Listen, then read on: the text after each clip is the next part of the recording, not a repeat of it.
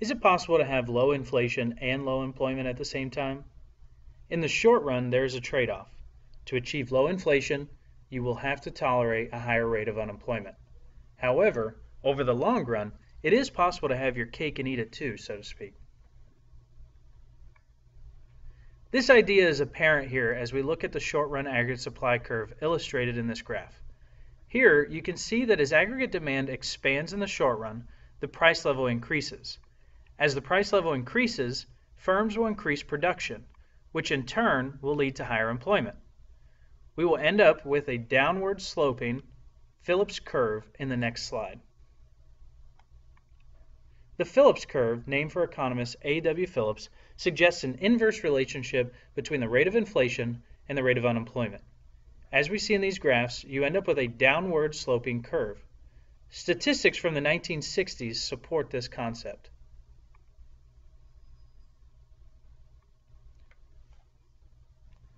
During the 1970s and 1980s, the Phillips curve was put to the test. This period saw both higher inflation and higher unemployment rates, leading economists to develop the term stagflation, a combination of stagnation and inflation. It led to the development of a second generalization. Aggregate supply shocks can cause both higher rates of inflation and higher rates of unemployment. Adverse aggregate supply shocks are sudden, large increases in resource costs that can jolt an economy's short-run aggregate supply curve leftward. The oil crisis of the 1970s, brought about by the quadrupling of oil prices by OPEC, was a significant shock to the system. It was not until the early 1980s that the unemployment rate started to come down, and it took almost the whole decade until the last of the effects subsided. The recession of the early 80s helped to shift the aggregate supply curve back to the right.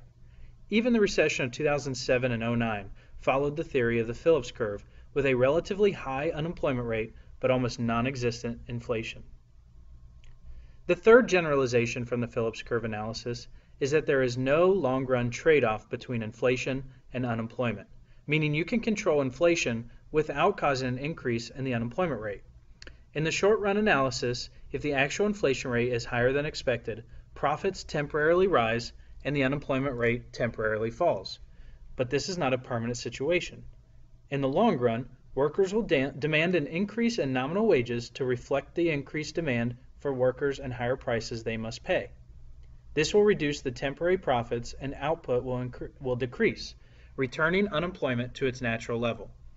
This distinction between the long-run Phillips curve and the short-run Phillips curve also helps to explain disinflation, which is a reduction in the inflation rate from year to year.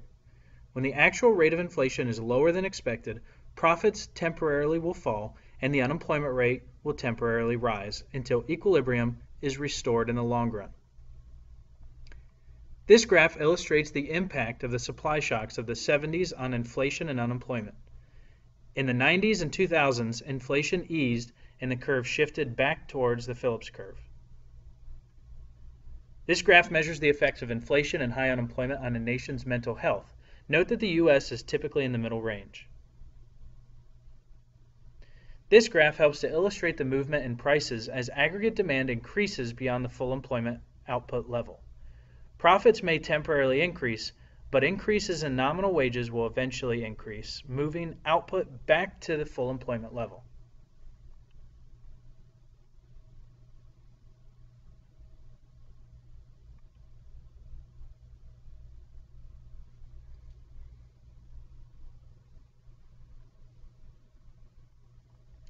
Supply-side economists feel that changes in aggregate supply are an active force in determining the levels of inflation, unemployment, and economic growth.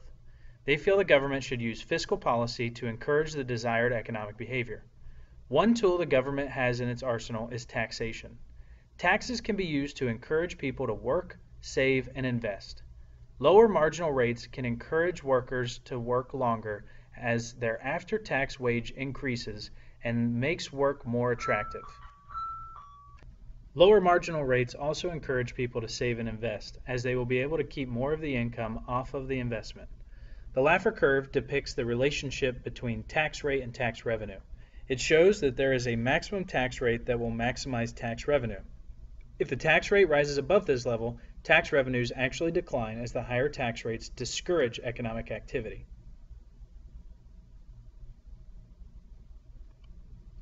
Supply-side economics is not without its critics. Some economists feel that the impact of a tax cut on incentives is too small to matter or takes too long to occur. They feel that the demand-side effects of tax cuts are more effective. In the 1980s, the Reagan administration used supply-side economics to help the economy out of a recession, but this resulted in a large budget deficit. In the 1990s, the Clinton administration increased the highest marginal tax rates in an attempt to pay down those deficits. In the 2000s, the Bush administration reduced the rates again to combat the recession of 2001. Overall, it has been a seesaw between the two theories, but the current feeling is that the U.S. economy is operating at a point below M on the Laffer curve in the area where an increase in tax rates should lead to an increase in tax revenue. Not good news considering the Bush tax cuts are scheduled to expire at the end of 2010 and could lead to significant tax increases for 2011 should Congress elect to let them expire.